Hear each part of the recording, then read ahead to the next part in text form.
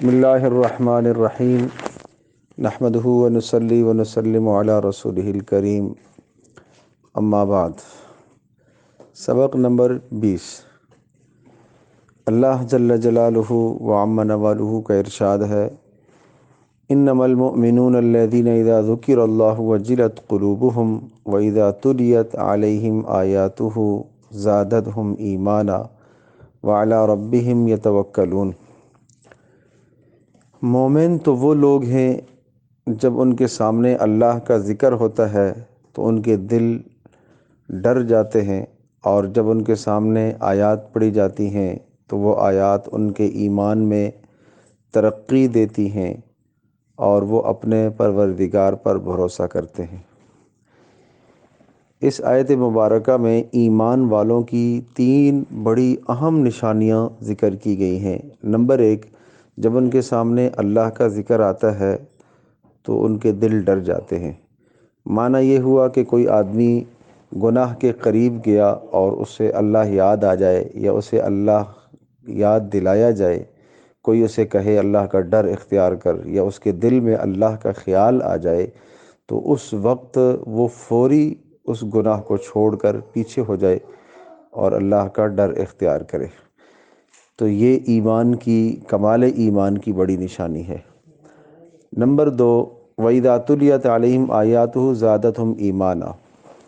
جو آیات اور جو احکام اللہ کے، جو نشانیاں بار بار سننے سے ایمان میں اضافہ اور ترقی ہونی چاہیے۔ یہ آدمی نہ کہے کہ یہ بات تو میں نے پہلے بھی سنی تھی، ایک بات پہلے بھی آپ نے سنی ہے، دوبارہ پھر سنی ہے، تو پھر سننے کی حلاوت اور مزہ الگ آنا چاہیے۔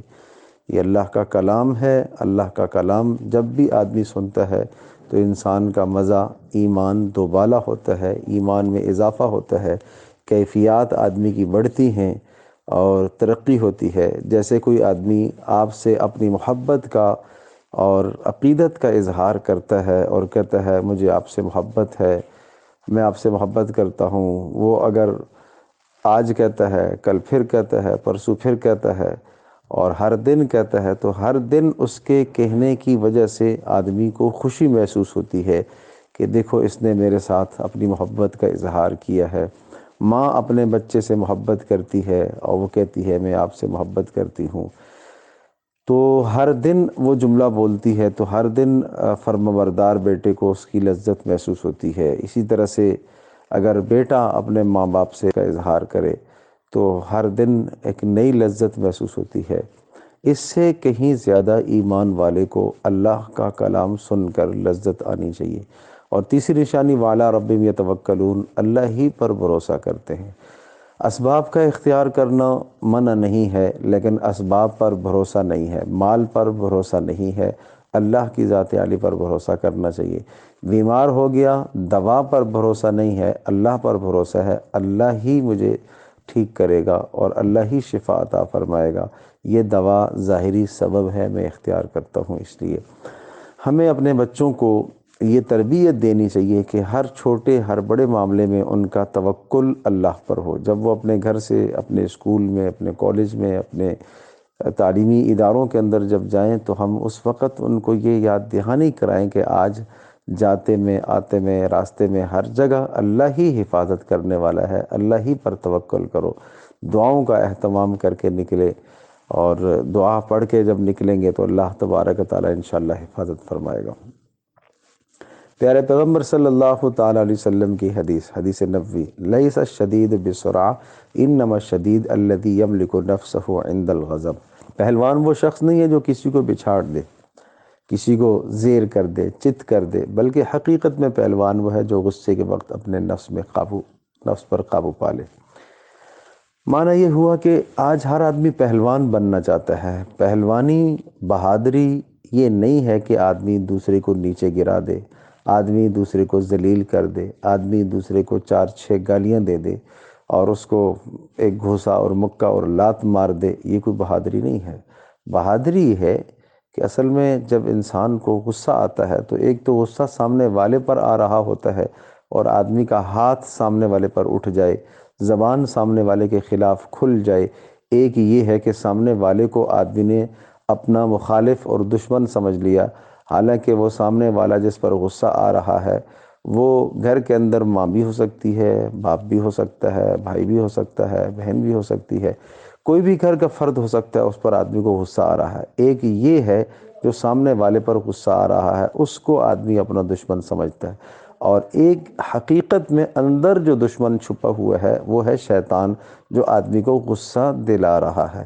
تو آدمی نفس پر قابو پا لے، یہ بڑی بہادری ہے کہ غصے کے وقت انسان اپنے نفس پر قابو پا لے اور غصے سے اپنے آپ کو بچا لے۔ ہمیشہ اپنے نفس پر قابو پانا چاہیے انسان کو۔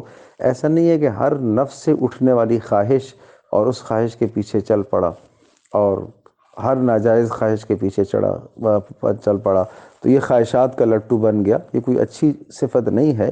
انسان کو باشعور ہونا چاہیے اور اس کو اپنے اوپر قابو کرنا چاہیے۔ محبت پر بھی قابو ہو، نفرت پر بھی قابو ہو، غصے پر بھی قابو ہو، ہر شے پر وہ قابو رکھے۔ یہ ہے آدمیت اور یہ ہے انسانیت۔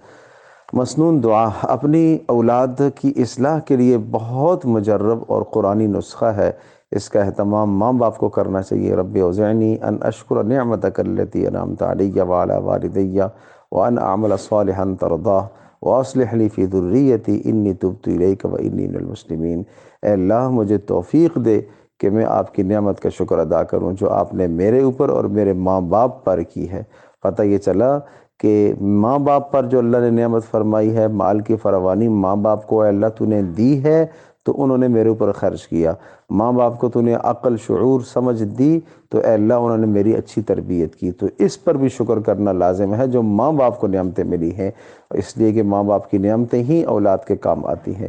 اور اللہ اس کی توفیق دے، ان اعمل صالحا ترضا، کہ مجھے اس بات کی توفیق دے کہ میں ایسا عمل کروں جس عمل پر تو راضی ہے۔ عمل صالح ایک ہے عمل صالح، لیکن عمل صالح وہ جس پر اللہ کی رضا بھی ہو۔ واصلح لی فی ذریتی، اے اللہ میری اولادوں کے اندر صلاح پیدا فرما، ان کو صلاحیت عطا فرما، بڑی صلاحیت دے۔ انی تبت الیک وانی من المسلمین، میں آپ کی طرف توبہ کرتا ہوں اور میں سب سے پہلا فرما بردار ہوں۔ طب نبوی، حضرت زید بن ثابت رضی اللہ تعالی عنہ نے حضور صلی اللہ تعالی علیہ وسلم سے نیند نہ آنے کی شکایت فرمائی تو رسول اللہ صلی اللہ علیہ وسلم نے ان کو یہ دعا تلقین فرمائی ہے۔ بہت پیاری دعا ہے، اس دعا کا اہتمام کرنا چاہیے رات کو جسے نیند نہ آئے۔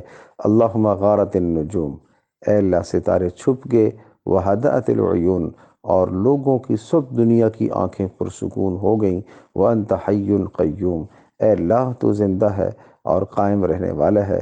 یا حی یا قیوم، اے زندہ رہنے والے اللہ، قائم رہنے والے اللہ۔ انم عینی، اے اللہ میری آنکھ کو سلا دے، میری آنکھ کو آرام دے۔ وہدی لیلی، اور اے اللہ میری رات کو پرسکون بنا دے۔ بہت پیاری دعا ہے، اس کا اہتمام کرنا چاہیے۔ اور اس کے علاوہ اگر نیند نہ آئے تو تسبیح فاطمی سبحان اللہ 33 بار، الحمدللہ 33 بار، اللہ اکبر 34 بار پڑھ کر ہاتھوں پر دم کر کے پورے جسم پر پھیر لیا جائے، اس سے بھی بہت جلد نیند آتی ہے۔ اور اسی طرح سے سوتے وقت یا رحیم یا رحیم یا رحیم، اس کا بھی اہتمام کیا جائے تو اس سے بھی جلد آدمی کو نیند آتی ہے۔ اللہ تبارک و تعالی عمل کی توفیق عطا فرمائے۔